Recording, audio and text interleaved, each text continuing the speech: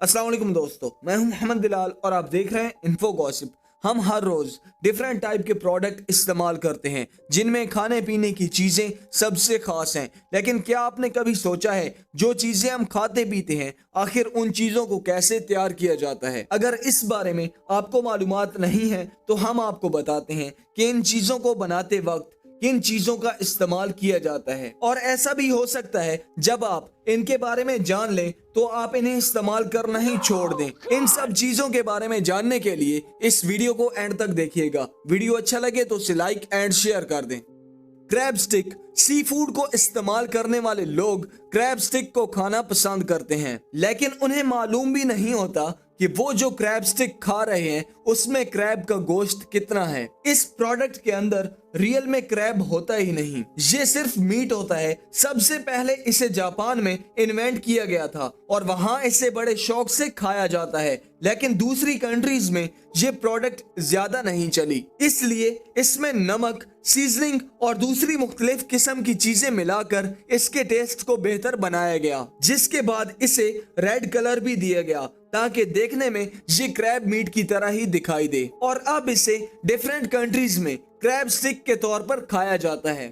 Packed juice. तकरीबन हर एक juice के बॉक्स पर आपको देखने को मिलता है ये जूस 100% फ्रेश एंड प्योर है, लेकिन जब आप उस जूस को पीते हैं तो वो जूस फ्रेश फ्रूट के जूसेस से टोटली डिफरेंट होता है। ऐसा इसलिए होता है कि वो जूस फ्रेश एंड प्योर नहीं होते। सभी पैक्ड जूसेस जो हमें मिलते हैं उन्हें फलों के कॉन्सेंट्रेट से तैयार किया जाता है, क्योंकि फ्रेश जूसेस थोड़ा टाइम गुजरने के बाद ही खराब होना शुरू हो जाते हैं। इसलिए फलों के कॉन्सेंट्रेट का इस्तेमाल किया जाता है, क्योंकि कॉन्सेंट्रेट जूसेस को लंबे अरसे तक खराब हुए बगैर स्टोर किया जा सकता है।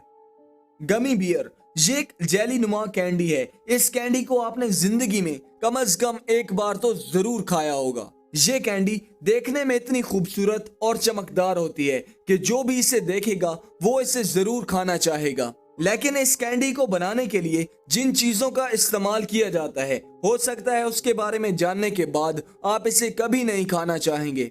इस कैंडी को बनाने के लिए वाटर, शुगर, सिरप और उसके साथ जेलेटिक का भी यूज किया जाता है।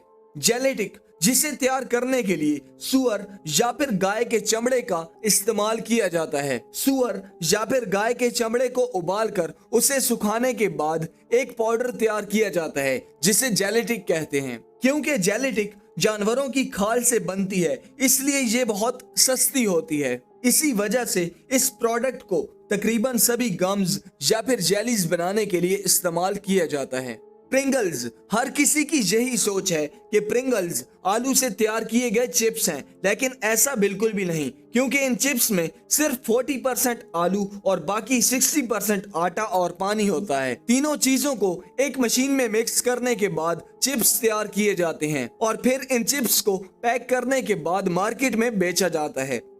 लिपस्टिक। जी हाँ, आपने सही सुना है, हम बात कर रहे हैं लिपस्टिक के बारे में। आप सोच रहे होंगे कि लिपस्टिक कैसे खाने पीने की चीजों में शामिल हो सकती है। इस चीज का जवाब आपको एंड पे मिलेगा। लिपस्टिक लड़कियां यूज करती हैं और उन्हें बहुत पसंद होता है कि वो लिपस्टिक लगाएं, लेकिन आपको अंदाजा भी नहीं कि इस लिपस्टिक को कैसे तैयार किया जाता है। चले फिर हम आपको बताते हैं।